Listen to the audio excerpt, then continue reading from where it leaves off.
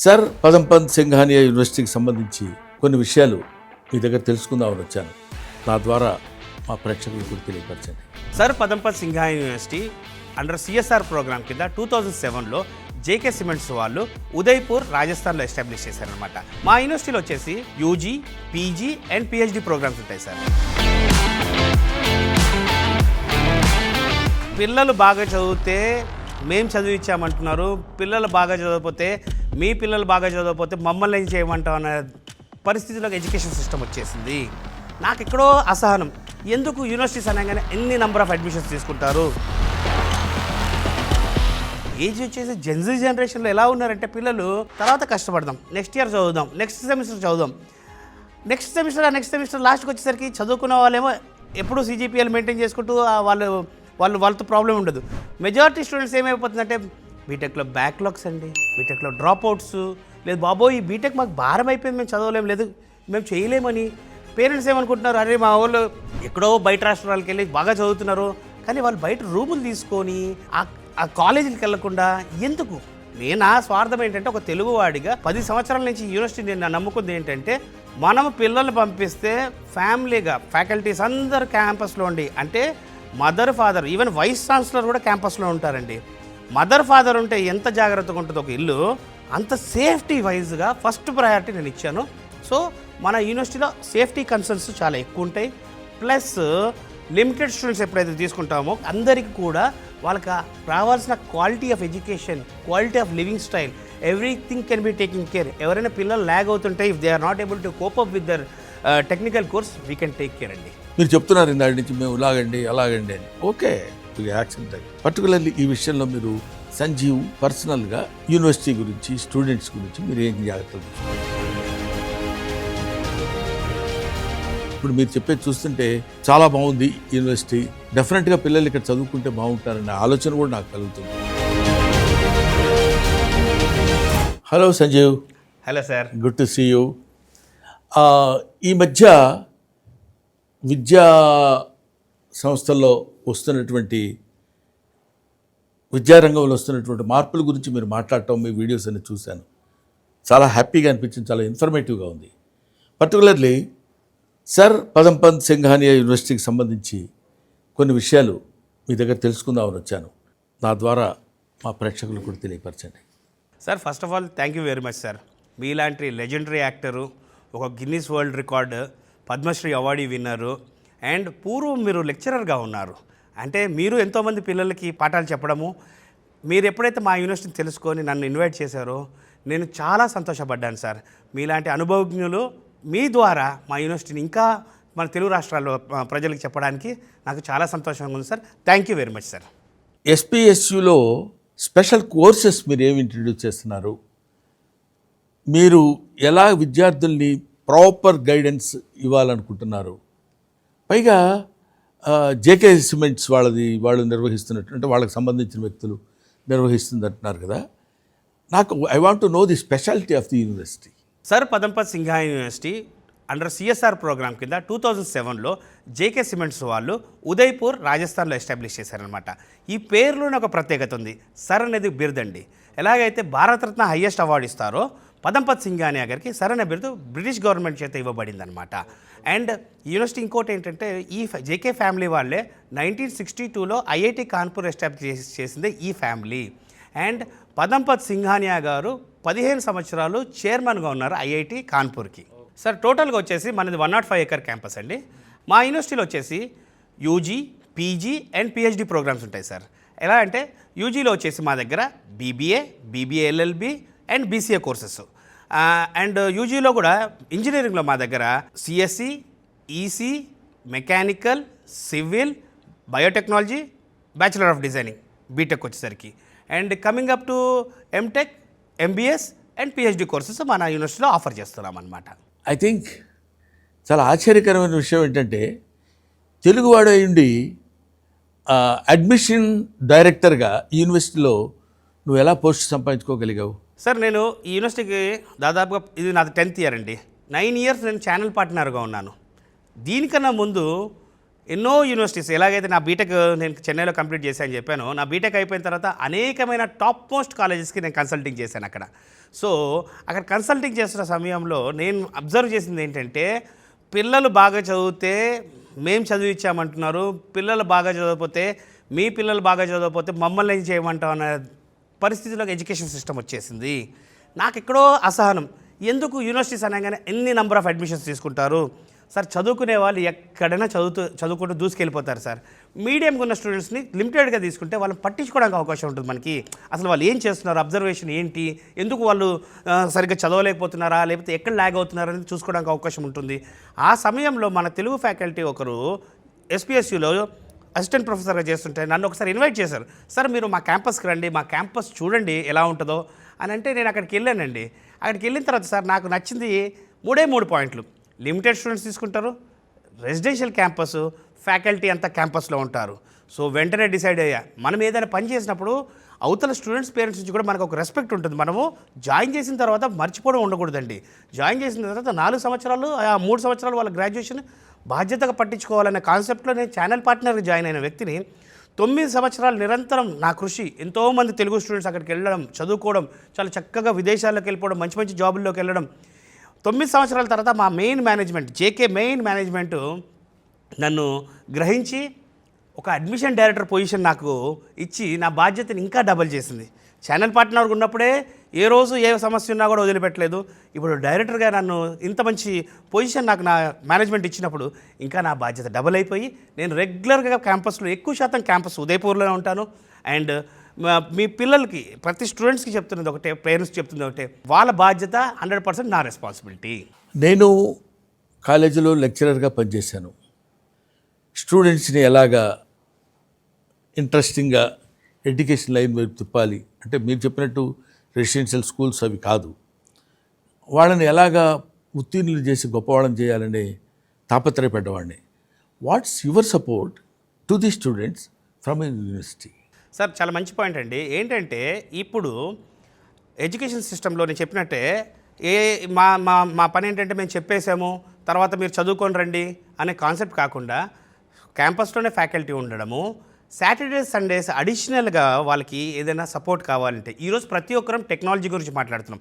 Artificial intelligence, machine learning అంటున్నాం, cloud technology, data science, ఇన్ని technologies గురించి మాట్లాడుతున్నామే. కానీ ఈ టెక్నాలజీస్ కన్నిటికీ ఏంటంటే ప్రాక్టీస్ చాలా ముఖ్యం సార్. ఎవరైతే ఎక్కువగా ప్రాక్టీస్ చేస్తారో బ్రహ్మానందం గారు, గ్యారంటీకి సార్ నేను ఏం చెప్తున్నానంటే 100% పిల్లలు ఎక్కువ ప్రాక్టీస్లో 100% సక్సెస్ అవుతారు. సో ఆ సక్సెస్ కూడా ఏంటి, వాళ్ళ ఎక్స్పర్ట్ ఫ్యాకల్టీతో వాళ్ళ బ్యాకప్ ఉండడము. అండ్ ఇంకో విషయం అండి, ఇప్పుడు ఏంటి ఇక్కడ పిల్లలు మన ఈ ఏజ్ గ్రూప్ ఎలా ఉంటుంది అంటే, పిల్లలు సాయంత్రం మనకి డే స్కాలర్గా ఇంటి నుంచి వెళ్ళి రావడము, సాయంత్రం వచ్చిన తర్వాత వాళ్ళ ఏజ్ గ్రూప్ వాళ్ళు ఎంతమంది ఉంటారండి? చాలా తక్కువ మంది ఉంటారు. మన దగ్గర రెసిడెన్షియల్ అవ్వడం వలన క్యాంపస్లోనే వాళ్ళ ఏజ్ గ్రూప్ వాళ్ళందరూ ఒక దగ్గర ఉండడము, నాలెడ్జ్ షేరింగ్ అంటాం. ఫస్ట్ ఆఫ్ ఆల్ ఏంటంటే సబ్జెక్ట్ నాలెడ్జ్ షేరింగ్. ఏది, ఒక సబ్జెక్ట్ టాపిక్ నాకు బాగా అర్థమవచ్చు, ఒక టాపిక్ సబ్జెక్ట్ మీకు బాగా అర్థమవచ్చు. సో వీళ్ళిద్దరూ ఒక్కొక్క టాపిక్ షేర్ చేసుకోవడము. ఒకవేళ అప్పుడు కూడా క్లారిటీ రానప్పుడు Saturday Sunday faculty additional support తీసుకోవడం అనేది మన యూనివర్సిటీ నుంచి బ్రహ్మాండంగా ఉంటుందండి. మోస్ట్ ఇంట్రెస్టింగ్ క్వశ్చన్ అండి, ఈ ఎస్పీఎస్యు యూనివర్సిటీలో స్కాలర్షిప్స్ ఇస్తున్నారు కదా, అవి స్కాలర్షిప్స్ ఎలా ఇస్తున్నారు, ఏ ప్రామాణికంతో మీరు ఆ స్కాలర్షిప్స్ వాళ్ళకి అందేటట్టు చేస్తున్నారు? Being a CSR program, JK Cements వాళ్ళు ఆల్మోస్ట్ ఒక 22 crores వరకు స్కాలర్షిప్ ఇస్తున్నారు సార్. ఈ స్కాలర్షిప్ కూడా ఫస్ట్ ఇయర్ ఇచ్చి సెకండ్ ఇయర్ CGPA లేకపోతే మళ్ళీ ఫుల్ ఫీజు కట్టమండం అనేది ఉండదు. 4 years సేమ్ స్కాలర్షిప్ ఉంటుంది.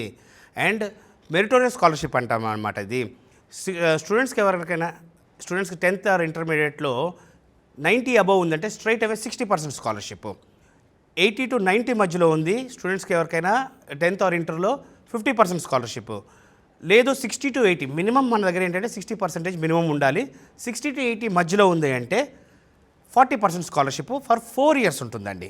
సో అందువల్ల మనది చాలా తక్కువ ఫీజుల్లో యూనివర్సిటీ ఇన్ని ఫెసిలిటీస్ సిఎస్ఆర్ ప్రోగ్రామ్ కింద జేకే స్పాన్సర్ చేస్తుంది కాబట్టి రన్ చేయగలుగుతున్నాం సార్.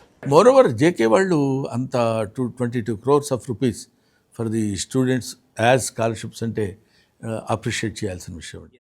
సంజీవ్ గారు, తెలుగు రాష్ట్రాల్లో బ్రహ్మాండమైన యూనివర్సిటీస్ ఉన్నాయి, స్టాండర్డ్ యూనివర్సిటీస్ ఉన్నాయి, పెద్ద పెద్ద ర్యాంక్స్ తెచ్చుకున్న యూనివర్సిటీస్ ఉన్నాయి. ఇవి వదులుకుని మీ యూనివర్సిటీకి ప్రత్యేకంగా రావడానికి what are the specialities of your university? Sir చాలా మంచి ప్రశ్న సార్ ఇది. ఏంటంటే నేను అంటుంది, నాకు ఏ యూనివర్సిటీస్ కూడా అన్ని యూనివర్సిటీస్ అంటే అన్ని యూనివర్సిటీస్ స్టాండర్డ్, ఇప్పుడైతే యూనివర్సిటీ స్టాండర్డ్స్ వస్తాయో ఆల్ ఫెసిలిటీస్ ఉంటేనే యూనివర్సిటీ స్టాండర్డ్స్ వస్తాయి. కానీ యూనివర్సిటీస్ అనేసరికి ఏమవుతుంది, 5,000 మంది నుంచి 20,000 మందిని స్టూడెంట్స్ని, అంటే I'm talking about the students, 5,000 to 10,000 వరకు ఒక్కొక్క యూనివర్సిటీ తీసుకుంటే, when the number increases, when there is a large number of students in a group in a university, వాళ్ళకి ఎప్పుడు చూసినా ఎడ్యుకేషన్ ఒకటే కాదు సార్, ఎడ్యుకేషన్తో పాటు క్వాలిటీ ఆఫ్ లివింగ్ లైఫ్ ఏంటి, హాస్టల్ ఫెసిలిటీలో అనుకోండి, లేకపోతే ఫుడ్లో అనుకోండి, ప్రతిదీ వాళ్ళ అందాల్సిన దాంట్లో ఖచ్చితంగా అన్లిమిటెడ్ సీట్స్ ఉంటే పిల్లలకి 100% ఉండదు. బట్ వేరేస్ మన దగ్గర లిమిటెడ్ స్టూడెంట్స్ తీసుకొని రెసిడెన్షియల్ క్యాంపస్ సార్, ఈరోజు బాధగా చెప్తున్నాను సార్, పిల్లల్ని మనం ఏదో అవుతారని చెప్పి బయటికో లేదు, ఇక్కడ లోకల్లో కూడా వాళ్ళు డైలీ ఇంటి నుంచి వెళ్ళొచ్చినా కూడా సేఫ్టీ లేదు సార్. ఎందుకంటే వాళ్ళు కాలేజ్కి వెళ్తున్నారా, బయటికి వెళ్తున్నారా, పేరెంట్స్ ప్రతిరోజు కాలేజ్కి కూడా వెళ్ళలేరండి. ఏజ్ వచ్చేసి జెన్జీ జనరేషన్లో ఎలా ఉన్నారంటే పిల్లలు, తర్వాత కష్టపడదాం, నెక్స్ట్ ఇయర్ చదువుదాం, నెక్స్ట్ సెమిస్టర్ చదువుదాం, నెక్స్ట్ సెమిస్టర్ లాస్ట్కి వచ్చేసరికి చదువుకున్న వాళ్ళేమో ఎప్పుడూ CGPL మెయింటైన్ చేసుకుంటూ వాళ్ళతో ప్రాబ్లం ఉండదు. మెజారిటీ స్టూడెంట్స్ ఏమైపోతుందంటే బీటెక్లో బ్యాక్లాగ్స్ అండి, బీటెక్లో డ్రాప్ అవుట్స్, లేదు బాబోయ్ ఈ బీటెక్ మాకు భారం అయిపోయింది, మేము చదవలేము, లేదు మేము చేయలేమని. పేరెంట్స్ ఏమనుకుంటున్నారు, అరే మా వాళ్ళు ఎక్కడో బయట రాష్ట్రాలకు వెళ్ళి బాగా చదువుతున్నారు, కానీ వాళ్ళు బయట రూములు తీసుకొని ఆ కాలేజీలకు వెళ్ళకుండా ఎందుకు? నా స్వార్థం ఏంటంటే, ఒక తెలుగువాడిగా 10 సంవత్సరాల నుంచి యూనివర్సిటీ నేను నమ్ముకుంది ఏంటంటే, మనం పిల్లల్ని పంపిస్తే ఫ్యామిలీగా ఫ్యాకల్టీస్ అందరు క్యాంపస్లో ఉండి, అంటే mother father even vice chancellor కూడా క్యాంపస్లో ఉంటారండి. మదర్ ఫాదర్ ఉంటే ఎంత జాగ్రత్తగా ఉంటుందో ఒక ఇల్లు, అంత సేఫ్టీ వైజ్గా ఫస్ట్ ప్రయారిటీ నేను ఇచ్చాను. సో మన యూనివర్సిటీలో సేఫ్టీ కన్సర్న్స్ చాలా ఎక్కువ ఉంటాయి. ప్లస్ లిమిటెడ్ స్టూడెంట్స్ ఎప్పుడైతే తీసుకుంటామో అందరికీ కూడా వాళ్ళకి రావాల్సిన quality of education, quality of living style, everything can be taking care. ఎవరైనా పిల్లలు ల్యాగ్ అవుతుంటే, if they are not able to cope up with their technical course, we can take care అండి. సంజీవ్ గారు, ఇంకో క్వశ్చన్. జనరల్గా స్టేట్ టు స్టేట్ మారుతున్నప్పుడు food habits కూడా మారుతాయి. తెలుగు రాష్ట్రాల్లో తీసుకునే ఫుడ్ వేరు, నార్త్లో తీసుకునే ఫుడ్ వేరు. అక్కడ మీరు మీ యూనివర్సిటీలో మా తెలుగు పిల్లలు చేరాలంటే ఫుడ్ ఫెసిలిటీస్ మీరు ఎలా సమకూరుస్తున్నారు? మీరు ఏ రకమైన మెజర్మెంట్స్ తీసుకుంటున్నారు వాటి గురించి అదొకసారి చెప్పండి. తప్పకుండా సార్. పేరెంట్స్ కానీ స్టూడెంట్స్ నుంచి ఫస్ట్ వచ్చేదే మాకు ఫుడ్ గురించి ఎలా ఉంటుంది, మన సౌత్ ఇండియన్ ఫుడ్ దొరుకుతుందా అక్కడ, పిల్లలకి వాతావరణం ఎలా ఉంటుంది. అండ్ స్టూడెంట్సే ఫుడ్ కమిటీ మెంబర్స్గా ఉంటారు. సో స్టూడెంట్సే ఫుడ్ కమిటీ మెంబర్స్గా ఉన్నప్పుడు ఏమవుతుందంటే, వాళ్ళు డిజైన్ చేస్తారు ఈ మంత్లీ ఏం ఫుడ్ తినాలి, ఏంటి, మార్నింగ్ బ్రేక్ఫాస్ట్కి ఏం కావాలి, మధ్యాహ్నం మీల్కి ఏం కావాలి, ఈవినింగ్ స్నాక్కి ఏం కావాలి, నైట్ డిన్నర్కి ఏం కావాలి. So according to student interest ప్రకారమే మన మెనూ అనేది స్టూడెంట్స్ కమిటీ ఏదైతే డిసైడ్ చేస్తుందో అదే మెనూ మనం ఎవ్రీ మంత్ తయారు చేస్తాం సార్. రాజస్థాన్ పేరు చెప్తే అది పెద్ద ఎడారి ప్రాంతం, అక్కడ భయంకరమైన వేడిగా ఉంటుంది. అక్కడికి వచ్చి మా తెలుగు స్టేట్స్ నుంచి వచ్చిన పిల్లలు అక్కడ ఎలా తట్టుకోగలరు, వాళ్ళు ఎలాగ అక్కడ సర్వైవ్ అవ్వగలరు, ఈ కొన్ని మాకున్న డౌట్స్ మాకుంటాయి. అవి మీరు ఎలా క్లియర్ చేస్తారు? సార్, రాజస్థాన్ ఈజ్ ద ఇండియాలోనే బిగ్గెస్ట్ స్టేట్ వచ్చి రాజస్థాన్ సార్. మనం సౌత్ పార్ట్ ఆఫ్ రాజస్థాన్లో ఉంటాం. మీకు జైపూర్, జైసల్మేర్ అవన్నీ నార్త్ సైడ్ కొంచెం ఎండలు ఎక్కువగా ఉంటాయి. బట్ మన సౌత్ పార్ట్ ఆఫ్ రాజస్థాన్, దీన్ని ఏమంటారంటే కాశ్మీర్ ఆఫ్ రాజస్థాన్ అంటారనమాట. సో వింటర్ సీజన్ వచ్చిందంటే ఆల్మోస్ట్ ఆల్ 8 to 10 degrees వరకు చలి ఉంటుంది. Udaipur is called city of lakes sir. May, June and July second week 2.5 months ఎప్పుడైతే కోర్ సమ్మర్ ఉంటుంది అక్కడ పిల్లలకి సమ్మర్ హాలిడేస్ ఉంటాయి. సో అప్పుడు వాళ్ళ హోమ్ టౌన్లోనే ఉంటారు సార్ పిల్లలు. సో ఎండ వేడి అని భయపడాల్సిన అవసరం లేదు. మొన్న వార్ జోన్లో కూడా ఏదో ఆల్మోస్ట్ ఆల్ బార్డర్కి, పాకిస్తాన్ బార్డర్కి 800 to 900 kilometers డిస్టెన్స్లో ఉంటాం ఇది. సో ఎటువంటి అపోహలు, అంటే రాజస్థాన్ అంటే వంటలు ఎడారి అని కాదు. Udaipur is a south part of Rajasthan. Gujarat, Ahmedabad దగ్గరగా ఉంటుంది. So climatic conditions are really very good అండి.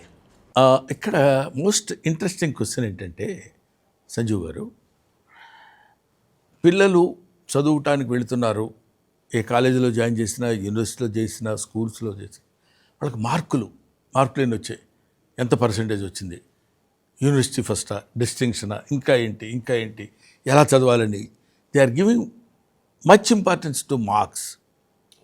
అలాంటి మార్క్స్ తెచ్చుకోవడం కోసం పిల్లల్ని మీరు ఏ విధంగా ట్రీట్ చేస్తారు, ఏ విధమైన స్పెషల్ గైడెన్స్ తీసుకుంటారు అది చెప్పండి. సార్ ఇప్పుడు ఏదైతే మీకు ఇండస్ట్రీ ఓరియంటెడ్ కరికులం చెప్పాను, తర్వాత ఇండస్ట్రీ పార్ట్నర్షిప్స్ లైక్ ఎల్ఎన్టీ కానివ్వండి, జీబియా కానివ్వండి, ఈ అన్ని ఆల్ ఆస్పెక్ట్స్లో మనము పిల్లలకి ది బెస్ట్, అంటే వాళ్ళ మీద ప్రెషర్ లేకుండా, నేను కరికులం కూడా చెప్పాను, ఇండస్ట్రీ కరికులం ఏదైతే చెప్పాను, ప్రెషర్ లేకుండా మనము ఇవన్నీ ఇస్తున్నాము. కానీ ఇక్కడ గ్రాడ్యుయేషన్కి వచ్చేసరికి పిల్లలు వాళ్ళు సొంతంగా చదువుకోవాలి. యూనివర్సిటీ అనేది ఒక ప్లాట్ఫామ్ ఇస్తుంది. ఆ ప్లాట్ఫారంలో సార్ ఒక క్లాస్లో 60 మందికి స్టూడెంట్స్కి ఒకే ర్యాంక్ ఎలాగైతే రాదో అంతే ప్రాక్టికల్గా స్టూడెంట్స్కి మనం ఇచ్చే ఎన్విరాన్మెంట్. సార్ మా దగ్గర నేను చెప్పినట్టు మా దగ్గర బయట నుంచి రావడాలు, బయట తిరగడాలు లేదు. సాయంత్రం అయ్యేసరికి పిల్లలందరూ క్యాంపస్లో ఉంటారు. ఆ ఏజ్ గ్రూప్ వాళ్ళు ఒక దగ్గర ఉంటే మీరు చెప్పింది బాగుంది, ఎందుకంటే it's like a home. Father, mother, parents అందరూ ఫ్యామిలీ అండర్ వన్ రూఫ్ అని, ఉంటారు ఫ్యామిలీ అండర్ వన్ రూఫ్ అనే కాన్సెప్ట్ అనే కాన్సెప్ట్ మీరు చేసిన దాని బాగుందండి.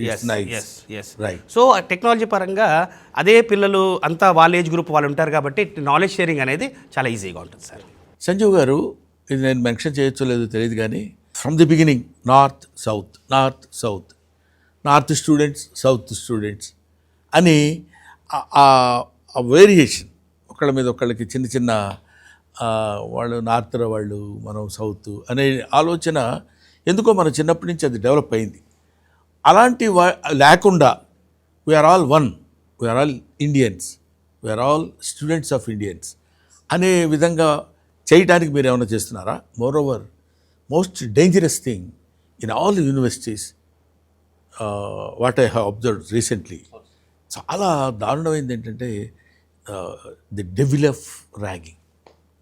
ఈ ర్యాగింగ్ అరికట్టడానికి పర్టికులర్గా నేను ఈ పాయింట్ స్ట్రెస్ చేసి మిమ్మల్ని అడుగుతున్నాను, మీ యూనివర్సిటీ తీసుకునే మెజర్మెంట్స్ ఏంటి? సార్ యాంటీ ర్యాగింగ్ సెల్స్ ఉంటాయి సార్ మన దగ్గర. ఈ రోజు వరకు కూడా 2007 నుంచి స్థాపించి ఈ రోజు వరకు కూడా మన క్యాంపస్లో ఒక్క ర్యాగింగ్ కంప్లైంట్ కూడా, అంటే ఆ ఎన్విరాన్మెంటే లేదు సార్. ఎప్పుడైతే వైస్ ఛాన్సలర్ దగ్గర నుంచి ఫ్యాకల్టీ దగ్గర నుంచి క్యాంపస్లోనే ఉండడం, అంటే తల్లిదండ్రులు ఉంటే పిల్లలు ఎంత జాగ్రత్త మర్యాదగా ఉంటారో మన దగ్గర ఎప్పుడూ ప్రాబ్లమ్స్ లేదు. అండ్ ఎవరైనా పొరపాటున తెలియక ర్యాగింగ్ చేసినా కూడా, పొరపాటున ఏదైనా ఉన్నా కూడా వాళ్ళు వెళ్ళి యాంటీ ర్యాగింగ్ సెల్స్ వాళ్ళకి చెప్తే ఇమీడియట్గా వాళ్ళపైన యాక్షన్ తీసుకోవడం జరుగుతుంది.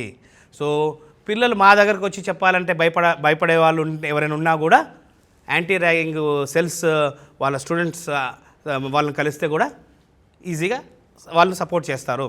ఇప్పటివరకు అయితే మన యూనివర్సిటీలో ఎప్పుడు ర్యాగింగ్ అనే సమస్య రాలేదు. అండ్ మీరు అన్నారు సౌత్ నార్త్ గురించి అన్నారు సార్, అసలు అట్లాంటి ఫీలింగ్ కానివ్వండి, ఇవన్నీ ఎప్పుడు మొదలవుతాయి అంటే జనరల్లీ పిల్లలకి మన ఆలోచన అంటే పిల్లల్ని బయట ఉంచడము, లేదా వాళ్ళు గొడవ పడడము, అప్పుడే ఆ డిఫరెన్షియేషన్ తప్పించి very secured as a family under one roof అసలు ఆ ప్రశ్నే మనకి. Very good. చాలా ఫన్నీ క్వశ్చన్ ఏంటంటే సంజీవ్ గారు, ఇప్పటివరకు సెక్షన్స్, చదువు, ఎలా చదివించాలి, ఏం చేయాలి, సబ్జెక్ట్స్ ఏంటి, కోర్సెస్ ఏంటి, ఇవన్నీ చెప్పారు, బాగానే ఉంది. But with all these things we need entertainment, cultural side కూడా, because I belong to cultural side man. ఎలాగా మీరు ఏ రకమైన పద్ధతులు, ఎలాంటి ఇవి తీసుకొని కల్చరల్ యాక్టివిటీస్ని మీరు ఎలా డెవలప్ చేయాలి? ఎందుకంటే కేవలం ఒకే మూసలో కాకుండా ఇంకొక పద్ధతిలో వీటితో పాటు వాళ్ళకి కల్చరల్గా ఒక సాంగ్స్ అని, డాన్సెస్ అని, ఈ లలిత కళలు ఉంటాయి చూడండి, ఫైన్ ఆర్ట్స్, అవి డెవలప్ చేయడానికి మీ యూనివర్సిటీలో ఏమైనా ఛాన్సెస్ ఉన్నాయా? చేస్తున్నారా? ఏమైనా రిజల్ట్ ఏమైనా ఉందా? I want that information. Sir మన కల్చర్, మన ట్రెడిషన్ మాత్రం ఎక్కడ మిస్ చేయకుండా, ఈవెన్ సంక్రాంతి టైంలో కూడా సంక్రాంతి బొమ్మల దగ్గర నుంచి మనం యూనివర్సిటీ క్యాంపస్లో సంక్రాంతి సెలబ్రేట్ చేస్తాం, ఉగాది సెలబ్రేట్ చేస్తాం.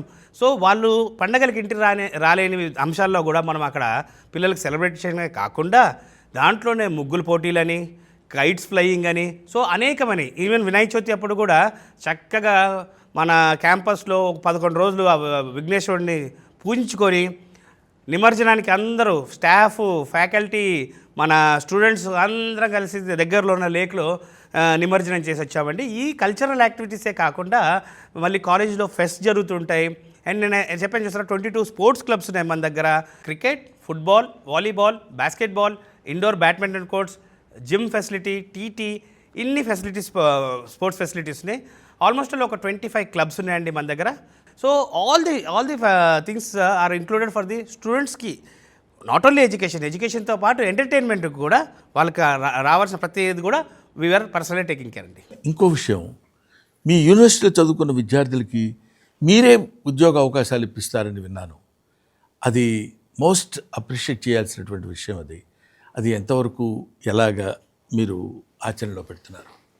Definitely sir. ఎప్పుడైతే లిమిటెడ్ స్టూడెంట్స్ తీసుకుంటున్నామో దాంట్లోనే వీ కెన్ మేక్అవుట్ క్లియర్గా మంచి మెరిటోరియస్ స్టూడెంట్స్. అంటే మీరు మొదటి నుంచి మీరు చెప్తున్న దానిలో చాలా ఇంట్రెస్టింగ్ పాయింట్ ఏంటంటే లిమిటెడ్ కొంచెం లిమిటెడ్గా ఉన్నప్పుడు less luggage more comfortable. Exactly sir. అలాగా మీరు ఆ లిమిటెడ్ దానిలో నుంచే మీరు చేసేటువంటి కార్యక్రమాలన్నీ సక్రమంగా చేయడానికి అవకాశం ఉంటుంది అంటారు మీరు? 100% స్పెసిఫిక్గా డిఫైన్ అయిపోతుంది కదా సార్. నంబర్ అనేది డిఫైన్ అయిపోతుంది మనకి. ఇంతమంది ఉన్నారు, ఈ పర్సంటేజెస్ ఇంత ఉన్నాయి.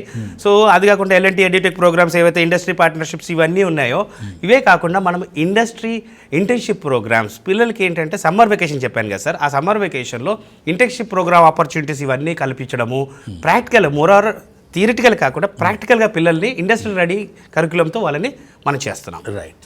ప్రస్తుతం విద్యారంగంలో టెక్నికల్గా బోల్డన్ని చేంజెస్ వస్తున్నాయి కదా, మీరు వాటిని మీ యూనివర్సిటీలో ఇంప్లిమెంట్ చేయడం కోసం మీరు ఎలాంటి మెజర్మెంట్స్ తీసుకుంటున్నారు? సార్, వరల్డ్ క్లాస్ ఇన్ఫ్రాస్ట్రక్చర్కి వచ్చేసరికి digital class room, digital libraries, మనకి కావాల్సిన కంప్యూటర్ ల్యాబ్ ఫెసిలిటీస్ కానివ్వండి, everything. Not only digital class rooms అండి, ఈవెన్ హాస్టల్స్ కూడా ఇంక్లూడ్ అయి ఉంటాయి. హాస్టల్స్ దగ్గర నుంచి, మెస్ దగ్గర నుంచి టోటల్గా మనది ఇన్ఫ్రాస్ట్రక్చర్ ఏదైతే ఉందో it meets the world class infrastructure. Sanjeev garu, what's your role to make the student betterment? మీరు బాగా స్టూడెంట్స్ని మంచి వృద్ధిలోకి తీసుకురావాలని మీరు మాట్లాడే విధానం, మీరు చెప్తున్న పద్ధతి చూస్తుంటే చాలా ఎంతూజియాస్టిక్గా ఉన్నారు. యూ విల్ డూ మిరాకిల్స్ అనే ఆలోచన కూడా నాకు వస్తుంది, అనే థాట్ కూడా నాకు కల్పిస్తున్నారు. It's very nice. At the same time మీరు ఏం తీసుకుంటున్నారు జాగ్రత్తలు? మీరు చెప్తున్నారు ఇందాటి నుంచి మేము ఇలాగండి అలాగండి అని. Okay, we accept that. Particularly ఈ విషయంలో మీరు పర్సనల్గా పర్సనల్గా యూనివర్సిటీ గురించి, స్టూడెంట్స్ గురించి మీరు ఏం జాగ్రత్తలు తీసుకుంటున్నారు? నేను ఒకప్పుడు ఛానల్ పార్ట్నర్గా ఉన్నప్పుడే ఎవరైనా స్టూడెంట్స్ జాయిన్ చేసినా వాళ్ళు కంప్లీట్ అయ్యేంత వరకు బాధ్యత తీసుకునేవాడిని సార్. సో నేనేంటంటే మీ ద్వారా ప్రతి పేరెంట్స్కి కన్వే చేసే మెసేజ్ ఏంటంటే, మీ పిల్లల్ని మాకు ఇవ్వండి, నేను చూసుకుంటాను, మీరు ఎవరు టెన్షన్ పడాల్సిన అవసరం లేదు. నేను ఈ మాట ఇంత నమ్మకంగా ఎందుకు చెప్తున్నానంటే, మా వైస్ ఛాన్సలర్ దగ్గర నుంచి, ఫ్యాకల్టీ దగ్గర నుంచి, వాళ్ళ ఫ్యామిలీస్తో క్యాంపస్లో స్టే చేసి అందరు పిల్లలు ఇంత చక్కగా చూసుకుంటున్నారు కాబట్టి నాకు ఇంత ధైర్యంగా నేను చెప్తున్నాను. అసలు చాలామంది పేరెంట్స్లో కన్ఫ్యూజన్ ఉంది. చాలామంది పేరెంట్స్కి అయ్యో బయటికి పంపిస్తున్నాము, ఎలా ఉంటున్నారో ఏముంటున్నారో ఏమి టెన్షన్ పడాల్సిన అవసరం లేదండి. ఫ్యామిలీ అండర్ వన్ రూఫ్ లాగా మన యూనివర్సిటీలో చాలా చక్కగా ఉంటాం. 100% ప్లేస్మెంట్స్ అని ప్రతి యూనివర్సిటీ వదలగొట్టేస్తుంది. Is it possible Sanjeev garu? Brahmananda గారు, చాలా మంచి క్వశ్చన్ సార్ ఇది. ఎందుకంటే అందరూ 100% ప్లేస్మెంట్ అని చెప్తున్నారు కానివ్వండి, తీసుకున్న వాళ్ళందరూ ప్లేస్మెంట్ చేయడం ఎట్లా సాధ్యపడుతుంది సార్? 100% ప్లేస్మెంట్ అంటే ఏంటనేది నేను చెప్తాను చూడండి మీకు. ఎలిజిబిలిటీ క్రైటీరియా అని ఒకటి ఉంటుంది. స్టూడెంట్కి 8 to 8.5 మినిమం CGPA ఉండాలి. ఇంటర్న్షిప్ ప్రోగ్రామ్స్ మినిమం ఒక 2 ఇంటర్న్షిప్ ప్రోగ్రామ్స్ చేసి ఉండాలి. తర్వాత వర్క్షాప్స్, ముఖ్యంగా ఏంటంటే అనేక రకమైన వర్క్షాప్స్ ఉన్నాయి. దాంట్లో ఒక్క వర్క్షాప్ గురించి చెప్తాను, కమ్యూనికేషన్ స్కిల్స్. ఈరోజు ప్రతి స్టూడెంట్కి, పేరెంట్కి గూగుల్, మైక్రోసాఫ్ట్లో జాబ్ రావాలంటున్నారు, కానీ కమ్యూనికేషన్ స్కిల్స్లో చాలా నిల్లుగా ఉంటున్నారు. Student has to practice himself. Student practice చేయాలి ఇవన్నీ. దీని తర్వాత మినీ ప్రాజెక్ట్ ఇంత లిస్ట్ ఉంది సార్. ఇంత లిస్ట్ ఎవరైతే కంప్లీట్ చేస్తారో ఖచ్చితంగా వారు 100% ప్లేస్ అవుతారు. ఈ సర్ పదంపద్ సింఘానియా యూనివర్సిటీకి అకాడమిక్ క్యాలెండర్ ఏమైనా ఉందా?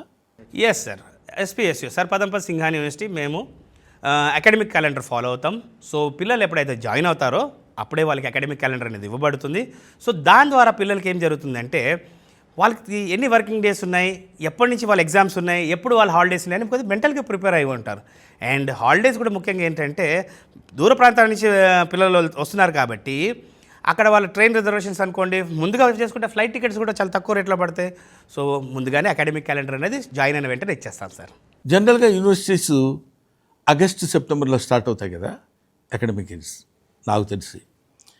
అటువంటిది మీరు ఎర్లీగా స్టార్ట్ చేయాలని ఎందుకు అనుకుంటున్నారు? సార్ యాక్చువల్లీ చెప్పాలంటే ఇక్కడ ఇక్కడ కౌన్సిలింగ్స్ అయిపోయి ఇవన్నీ అయిపోయేసరికి మనకి ఆగస్టు సెప్టెంబర్ అవుతుంది. బట్ మనది మాత్రం జూలై ఫస్ట్ వీక్ నుంచి కాలేజ్ స్టార్ట్ అయిపోతుంది. This is the only university in India which is offering 1 month induction classes, orientation classes, workshops, తర్వాత ఇండస్ట్రీ ఎక్స్పర్ట్స్ ఇవన్నీ చేపిస్తున్నాం. ఎందుకంటే ఈరోజు మనం అందరం టెక్నాలజీ గురించి మాట్లాడుకుంటున్నాము. కానీ ఈ టెక్నాలజీ అనేది ఎవరు ఫస్ట్ తెలుసుకోవాలంటే స్టూడెంట్ తెలుసుకోవాలి. ఒక 1 month కనుక ఈ ప్రాక్టీస్ అంతా చేపిస్తే తను తీసుకున్న కోర్స్, తను ఏదైతే ఎంచుకున్నాడో కోర్స్, ఈరోజు వాళ్ళ బ్రదర్ చెప్పాడనో వాళ్ళ రిలేటివ్స్ చెప్పారనో ఒక కోర్స్ ఎంచుకుంటున్నారు. కానీ 1 month వాళ్ళు అక్కడికి వచ్చి ఎక్స్పీరియన్స్ చేస్తే they will understand what course they are going to study. If any changes కావాలంటే కూడా వాళ్ళు ఇంటర్నల్గా కోర్స్ అనేది చేంజ్ చేసుకోవడానికి ఆపర్చునిటీ ఉంటుంది వాళ్ళ బ్రైట్ ఫ్యూచర్ కోసం. యూనివర్సిటీలో హాస్టల్ ఫెసిలిటీస్ గురించి చెప్పండి. సార్ మా క్యాంపస్లో ఒకే టైప్ హాస్టల్స్ ఉంటాయి సార్. అందరు కూడా 2 sharing మాత్రమే ఉంటుంది. పర్ రూమ్ 2 sharing మాత్రమే స్టూడెంట్స్కి. సో 2 sharing అంటే ఒక ఫ్యాన్, ఒక లైట్ వేసి పక్కపక్కన 2 బెడ్లు వేస్తే సరిపోతాయి. కానీ జేకే వాళ్ళు ఎలా ఆలోచించారంటే ఆ ఏజ్లో పిల్లలు ఒకరు ఫ్యాన్ కావాలంటారు, ఒకరు వద్దనొచ్చు, ఒకరు లైట్ వేసుకొని చదువుకోవాలంటారు, ఒకరు నిద్రపోవాలనొచ్చు. సో రూమ్లోకి ఎంటర్ కాగానే 5 feet వాల్ పార్టీషన్ ఉంటుంది. ఆపోజిట్ బెడ్స్ ఉంటాయి సపరేట్. ఎవరు ఫ్యాన్ వాళ్ళకి, ఎవరు లైట్ వాళ్ళకి, ఎవరు కబోర్డ్ వాళ్ళకి, ఎవరు విండో వాళ్ళకి సపరేట్గా ఈ ఫెసిలిటీ ఉంది సార్.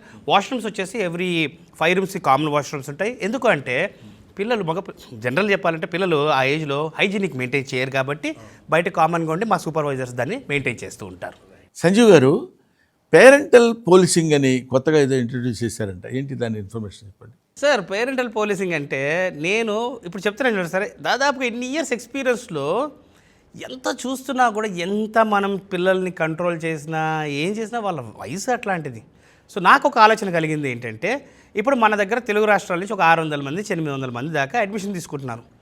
నేనేమంటానంటే పేరెంట్స్, మీరు ఒక్కొక్క పేరెంట్ నేను కొన్ని స్లాట్స్ ఇస్తాను. ఓకే, ఇప్పుడు ఫర్ ఎగ్జాంపుల్ జూలై నెలలో ఒక వారం రోజులు ఒక మదర్ ఫాదరు, ఇంకో మదర్ ఫాదర్ అంటే 4. మీకు క్యాంపస్లోనే అకామిడేషను, ఫుడ్ అన్నీ నేను ఇస్తా. మీ పిల్లల కోసం ఒక వారం వచ్చి ఉండండి. వారం వచ్చిన రోజు మీ అబ్బాయిని చూడమని చెప్పట్లా, అందరు పిల్లల్ని చూడండి. అసలు కాలేజ్ అయిపోయినాక ఏం చేస్తున్నారు, మేమెంత రూల్స్ పెట్టినా ఏమైనా తప్పు చేస్తుంటే మీరు ఒక తల్లిదండ్రులుగా వాళ్ళని అడగచ్చు, ఏంటమ్మా ఇది ఏంటి విషయం. అలా కాకుండా ఫుడ్ బాగోకపోతే కూడా మీరు మాకు డైరెక్ట్గా ఏం ఫుడ్ పెడుతున్నాము, అక్కడ ఏం క్వాలిటీ ఫుడ్ పెడుతున్నాము అంటే 24 గంటలు 365 days పేరెంట్ పోలీసింగ్, ఒక తల్లిదండ్రుల యొక్క పర్యవేక్షణలో ఒక యూనివర్సిటీ ఆలోచన అనేది ఫస్ట్ టైం ఇన్ ఇండియా.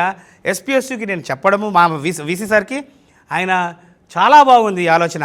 ఎందుకంటే పేరెంట్స్ సమక్షంలోనే యూనివర్సిటీ రన్ అవుతుంది కదా సార్. సో ఆ ఆలోచనకి ఓకే చేయడము, ఈ ఇయర్ నుంచి పేరెంట్ పోలీసింగ్ ఇన్వాల్వ్ చేస్తాము. సో నేనంటున్నా ఈ 600 నుంచి 800 మంది పేరెంట్స్ ఎప్పుడు వాళ్ళు వీలుంటే ఒక్క వారం మనం లిస్ట్ ఇస్తాము. లిస్ట్ ప్రకారం 1 week వచ్చి క్యాంపస్లో ఉంటే అన్ని ఫెసిలిటీస్ మనమే చూసుకొని ఒక పేరెంట్ పోలీసింగ్కి పాలసీని ఇంట్రడ్యూస్ చేయాలని చెప్పి నా కోరిక సార్. వెరీ గుడ్ సంజీవ్, చాలా హ్యాపీగా ఉంది. My happiness knows no bounds. ఎందుకంటే ఒక యూనివర్సిటీ వాళ్ళు తీసుకోవాల్సిన జాగ్రత్తలు, పర్టికులర్లీ స్టూడెంట్స్ సైడ్ నుంచి వాళ్ళు తీసుకోవాల్సినటువంటి విధి విధానాలు ఎలా ఉండాలి, అవి మరీ ఎక్కి దాన్ని పనిషబుల్గా కాకుండా సాఫ్ట్గా వాళ్ళకి చెప్పి వాళ్ళ యొక్క భవిష్యత్తుని ఎట్లా తీర్చిదిద్దాలనేది, పర్టికులర్లీ అందరూ కలిసి రెసిడెన్షియల్గా ఉండటం, వైస్ ఛాన్సలర్ దగ్గర నుంచి అందరూ ఒకే క్యాంపస్లో ఉంటాం, ఇలాంటివన్నీ వాళ్ళకి చేకూర్చి వాళ్ళకి ఇట్లాగా ఎలా ఉండాలి అని హాస్టల్ ఫెసిలిటీస్ కానీ, ఇప్పుడు మీరు చెప్పేది చూస్తుంటే ఇంత మంచి యూనివర్సిటీ, రియలీ చాలా బాగుంది యూనివర్సిటీ, డెఫినెట్గా పిల్లలు ఇక్కడ చదువుకుంటే బాగుంటారనే ఆలోచన కూడా నాకు కలుగుతుంది.